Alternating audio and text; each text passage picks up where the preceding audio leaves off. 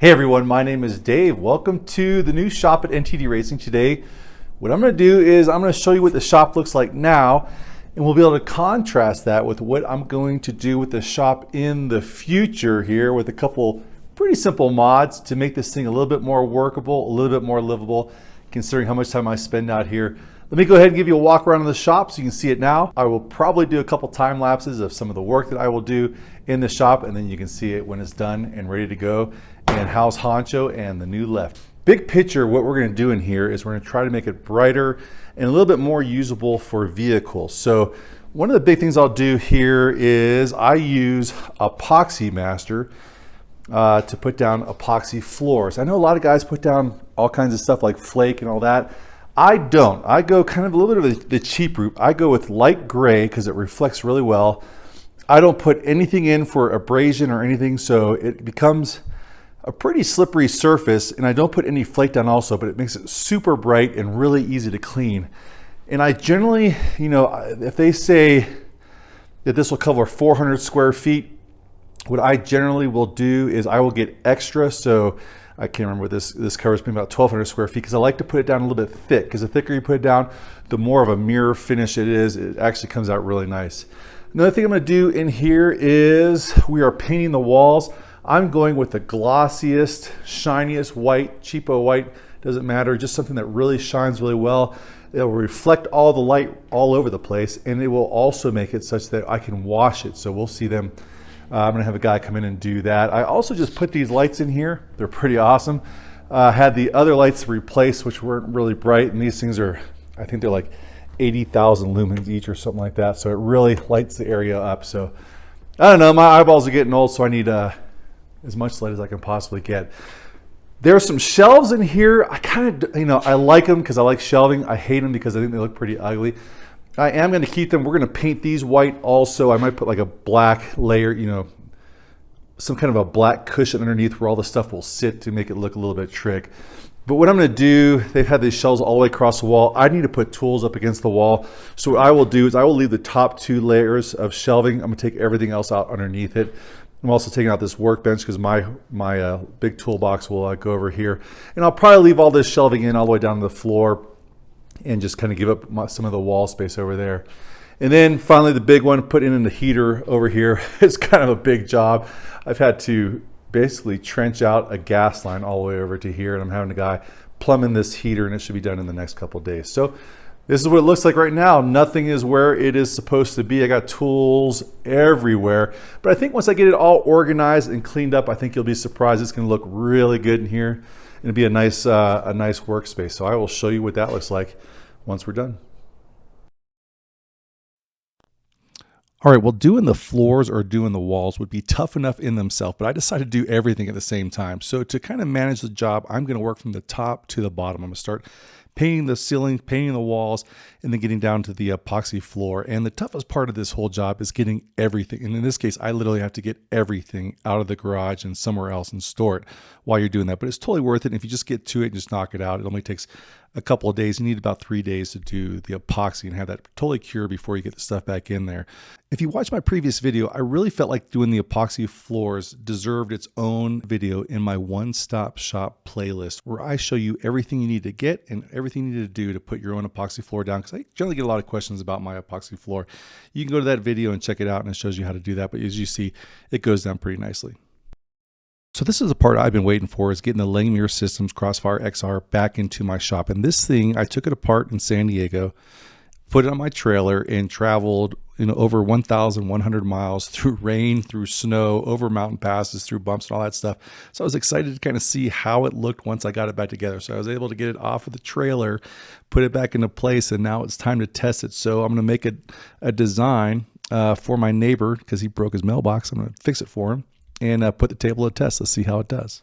All right, so this is the part that I'm designing for my neighbor's mailbox, and I'm doing the CAD right now. And as I always do, I will put the full brain dump of CAD at the very end of this video. So if you want to watch that, watch the video till the end. Otherwise, here is the Langmuir Systems CrossFire XR doing its first cut since traveling from San Diego. All right, so if you're interested in the settings I'm using to cut this thing, this is 3/16 inch steel. I'm setting full shot pressure to my Razor Weld 45. I'm cutting it at 60 inches per minute with a 0.2 second pierce delay. And I think it does a really good job, and I show you how I set those things up in the whole full version of the CAD CAM version of this video. If you don't own one of the Crossfires and you think you'd like one, check out all the videos I have in my playlist for the Crossfire. It'll convince you it's a great machine. And if you click on the link in the description below, you get a discount, $100 off on the CrossFire XR or the Crossfire Pro. What a great deal and what a great machine. Huh? That's the mailbox thing? Yeah. It's a pretty heavy piece of metal. All right, well, just some finishing touches, getting Lefty and Honcho into the garage, and I just can't wait to do something other than paint and putting down epoxy. All right, the shop is done. And this video is all about me just making the transition from I'm working on the shop to now I'm officially starting to work on the trucks again. And I'm really excited about just the way it came out. You saw my last video, I did the epoxy floor, about $1,000 to get that done. I had the garage painted by this guy named Ernesto. And there's gonna be a couple names of businesses I'm gonna drop on here that helped us move in. And I will just tell you, just in the Colorado Springs Monument area, these guys were just amazing. They treated us so well. I get nothing from them, but I just wanted to give them a shout out in case you're looking for an electrician, a painter, or something like that in the area. These guys are just, I think you can't go wrong by calling them, and I totally recommend them. I get nothing from them, but I just wanted to recommend them. So a guy named Ernesto came in here and did the painting. I just didn't have time to do the painting with my work schedule. He came in here, I think did a great job and knocked it out really quickly. And I'm gonna flash those names up here on the screen. Besides that, I've got the shop, mostly set up. Most of my tools around the perimeter. I'm gonna be making a lot of dust over here near the door where I can get some ventilation. This metal rack is a total basket case, and at some point I'm gonna go through and rebuild a metal rack, knowing what I know now and what I need for all the stuff that I use for either storing tubes or storing plate steel for plasma cutting and all those kinds of things. Besides that, this is going to be general all welding area back here. So I got my MIG TIG welder, I got the Vulcan, and I have a couple of videos of me using this thing. I'll be using it some more. I really am impressed. This is a Harbor Freight Vulcan welder, and I think it's done really well. In fact, I will use this thing as a MIG welder as opposed to the 2 Miller MIG welders that I've got. In fact, I gave one to my brother because I was like, I got the Vulcan, and I think it does a better job MIG welding. TIG welding, the Miller still has it. It does a great job. Besides that, shelving. When I was in our old shop, I had, in my old shop, I had Husky cabinets throughout the shop, and I thought that was really good. When I came in here, the guy before me already had these wooden shelves in here. I just got them painted so that they would brighten up the shop a little bit. Again, everything I can get to reflect light and just make more light inside the shop. On the topic of light, I did have an electrician come in here, a guy from Amps Electric, I think, or something like that. Again, I'll flash the name of the electrician. Again, a super great dude. And he put in 230 outlets for me, and he also put in I said, just give me the brightest LED lights that you can possibly find and put them in here. And this place, you can see, just has a lot of bright light. And that's what I need because I'm getting old. I need glasses when I weld and all that kind of stuff. And just it reflects off the floor, it reflects off the walls. And this place is just a much brighter, just a more pleasant place to be, which I think brings me in the shop more. And I think it will do the same for you. And it just really wasn't that expensive to get those things done. Continuing around the shop, this is Monument. This is like, I think it's the coldest place on the planet. I didn't realize that when I moved here. I was like totally caught off guard moving from California to Monument, Colorado. But I had Luke from Super Heat. He does all kinds of heat and all that kind of duct work, whatever it is you need. This guy was great. He came in here and did the work. Really super pleasant guy. I think did a great job. This heater is amazing. How well it just keeps the space warm no matter what the temperature is outside. From here going across, I've got my whole setup for my air, my dryer, and then also my Langmuir Systems CrossFire XR plasma table. I am an affiliate with these guys. I've used this table forever. You just saw me using this thing in this video as I was making the mount for my neighbor's mailbox. And this thing, no matter moving it and having it outside, all those kinds of things, it is just a great plasma cutter, and it survived the move, no problem. Besides that, continuing around, what else to talk about? Really just this space and this house. We had a realtor. Her name is Michelle, and she was I will tell you, it was the most pleasant realtor experience I've ever had. There was no pressure. It wasn't like you need to buy a house right now or anything like that. She's like, I'll show you as many as you want. And if you don't buy a house, I'll be here as long as it takes for you guys to buy one. And it was super pleasant. Her numbers right here. If you're in this area, please give her a look up if you're looking for a house of your own. Can't go wrong. She was really one of the best experiences we've ever had purchasing a house. And as a military family moving around, we've done a lot of that. And it was really great working with her. Going back to Honcho. Honcho's got some work to have done on it before we go to the Mint 400. So we're trying to get Honcho to the Mint 400. We're trying to get Honcho and Lefty to the Baja 1000. So maybe we'll take 2 trucks this year. We'll see. That's going to be a logistical nightmare, but that's what we do here. So Honcho, we got obviously some body work that needs to be done, but the big things that need to be done are all the body work on the front. We kind of thrashed this thing as we were trying to avoid silt. I got to just basically rebuild this whole front end. You can see it's coming apart. We got some cool lights that we'll be putting on the front. I'll be talking about those later. I'm going to make a whole new rack for the lights and make this thing that we call a Josh bar, which will take out bushes before it takes the lights out or the front of the truck. Besides that, a lot of work to be done in here. We're going to be rebuilding this part of the spindle here where the tie rod connects. We're going to be rebuilding the mounts for the steering. We're going to pull the engine out. We're going to be replacing the transmission with Lefty's transmission. So obviously a lot of work to be done there. But besides that, we've had some really good luck with the way this truck has been performing. Almost finished the Baja 1000, which is a huge deal, especially for a team like ours. Super happy with these Patagonia mud terrains. These are 37 12.5 17s, which are just some really big tires. But what's going on Lefty over here is going to be some 40 13.5 R17s. The same thing, the Milestar Patagonia mud terrain tires. I can't wait to see this thing go together. I already have all the tubes cut. You've probably seen some videos. I went to Bentech. And if you haven't, go check out some of the videos there. We cut all of the tubes for this truck at Bentech. I just got to get back to welding. We got to start building the suspension. I'll be using the CrossFire XR to build the suspension. And yeah, really excited to get to work on this truck. Some of the things we're missing in this garage that I had in my last garage is it's only a 10-foot ceiling. I really can't put a lift in here, or at least a substantial lift. I might try to get one in later, and I'm not sure how thick the concrete is in this garage, but I'm going to go with something a little different. So I'm putting this Titan gantry in the garage, and I'll put a link on where I got this from Amazon. It cost me about a little over $1,300 to get this 2-ton gantry in the garage. It's got plenty of lifting power.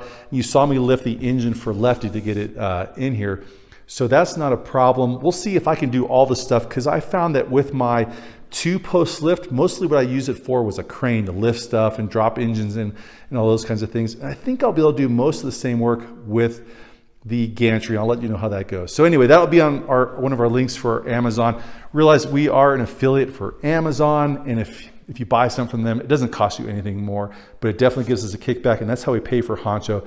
That's how we pay for Lefty and all those kinds of things.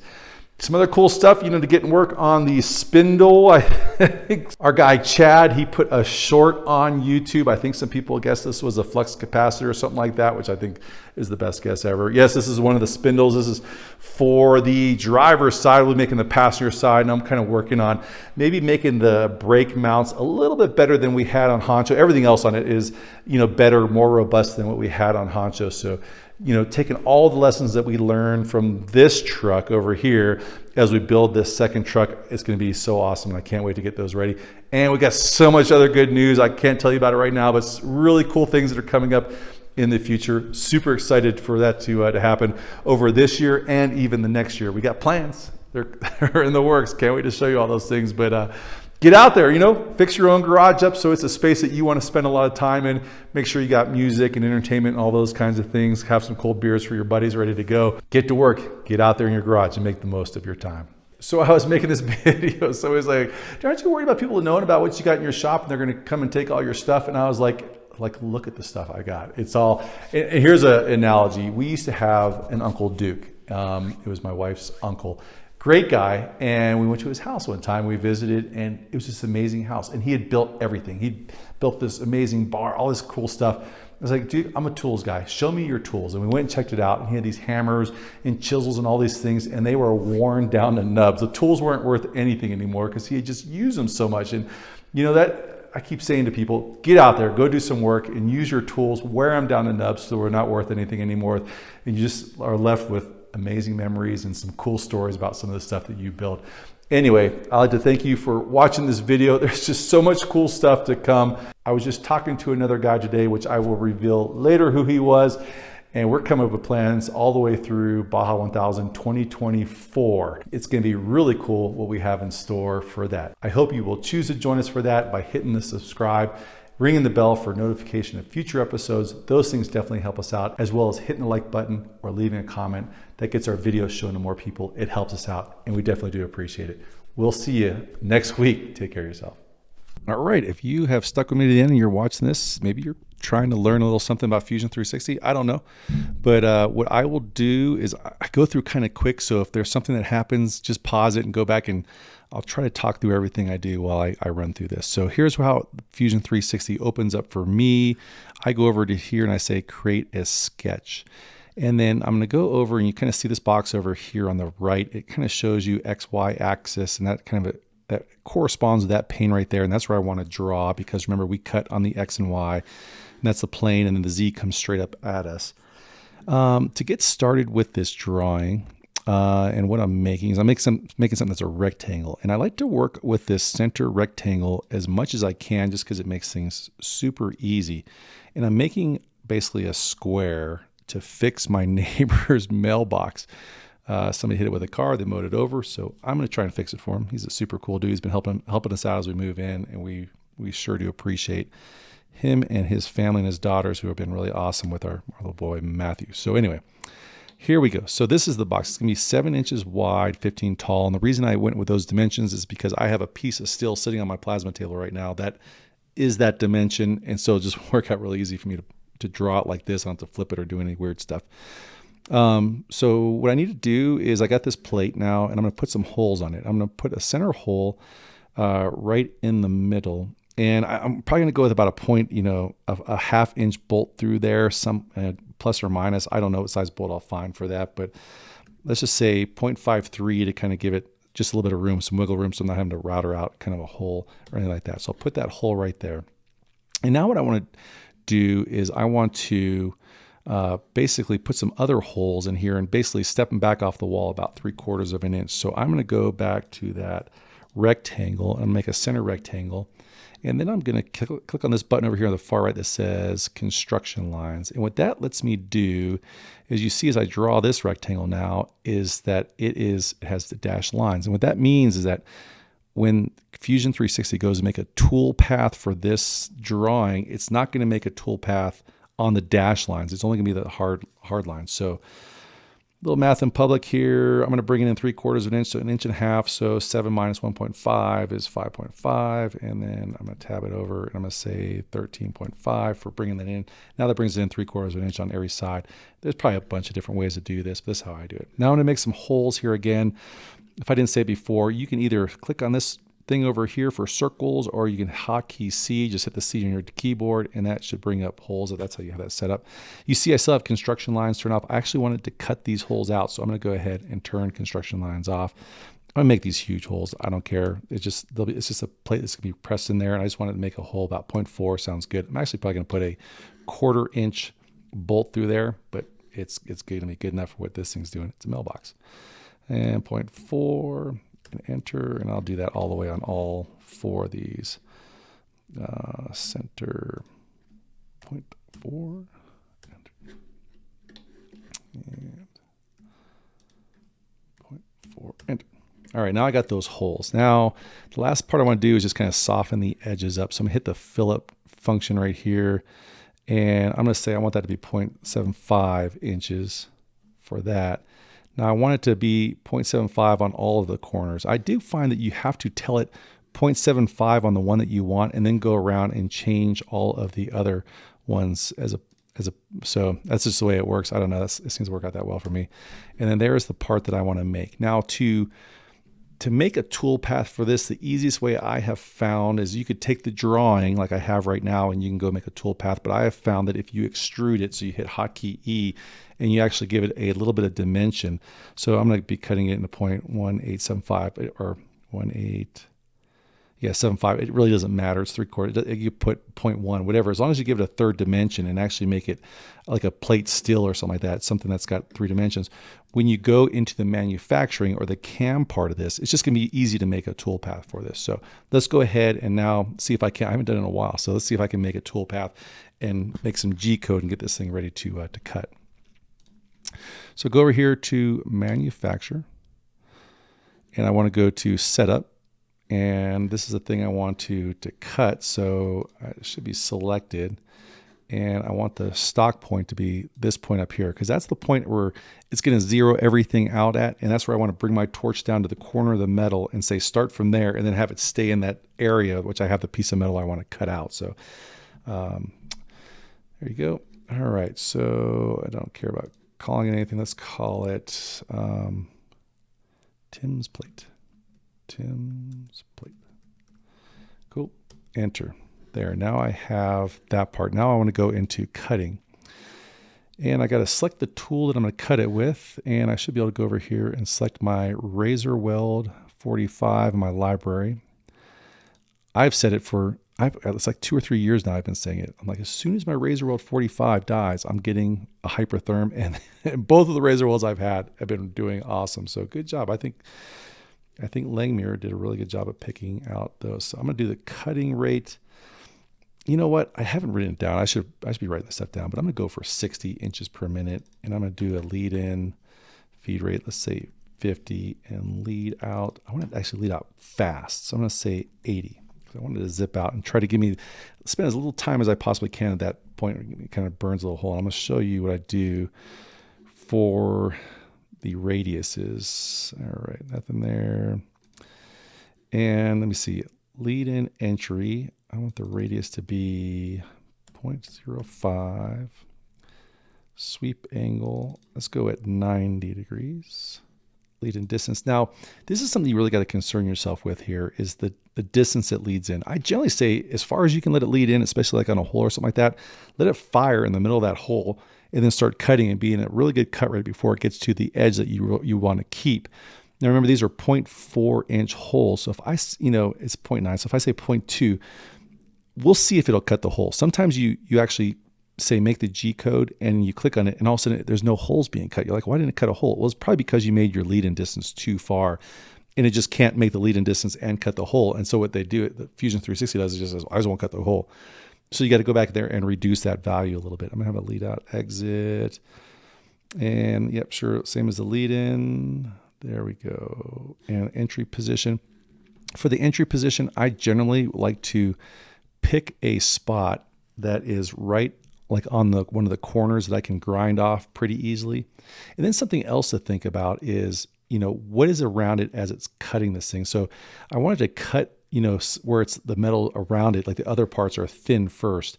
And then I wanted to finish where this is a whole big sheet of metal over here. I wanted to finish over there, because if you do it the other way, like let's say we cut over here and over here, then this piece might start moving around a lot. So right over here, I'm going to start the cut right there and have it go around. And so by the time it's over here, it's like kind of anchored to a big piece of metal is what I'm thinking as it goes there. So there we go. Let's say okay.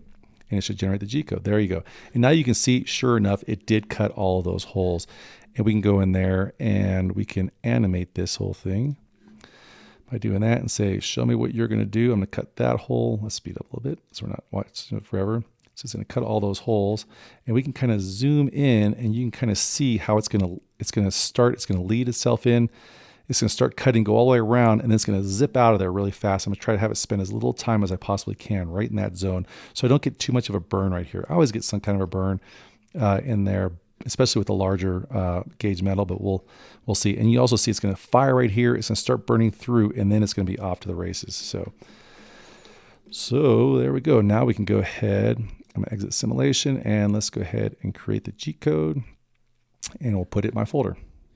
So what I'm going to change here a little bit is the pierce delay. I'm putting it at 0.2 seconds. Let it burn through that 3/16 still before it starts going. And then the other thing, you just figure out what folder you want it to go out to. So I'm going to send it to my desktop, because I plan on using my laptop, I think, for this cut on this first one here. And from there, let's go take it over to the plasma table, load the program up, and see how the thing does after sitting for a couple of months.